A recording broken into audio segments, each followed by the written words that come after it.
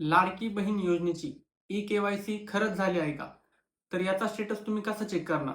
कारण के-वाय-सी करताना आपल्याला ओ-टी-पी येतो आणि के-वाय-सी पूर्ण झाल्यावर आपली के-वाय-सी पूर्ण झाली असं स्क्रीनवरही शो होतं. परंतु आपल्याला त्याबाबत कोणता मेसेज पडत नाही.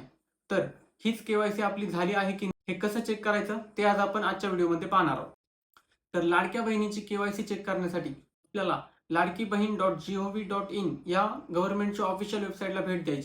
त्यानंतर ई-के-वाय-सीचा जो पॉपअप आहे त्यावर क्लिक करून आपल्याला आपला आधार कार्ड नंबर टाकायचा आहे आणि त्यानंतर खालील कॅप्चा जसाच्या तसा भरून मी सहमत आहे या बटनावर क्लिक करून सबमिट बटनावर क्लिक करायचे.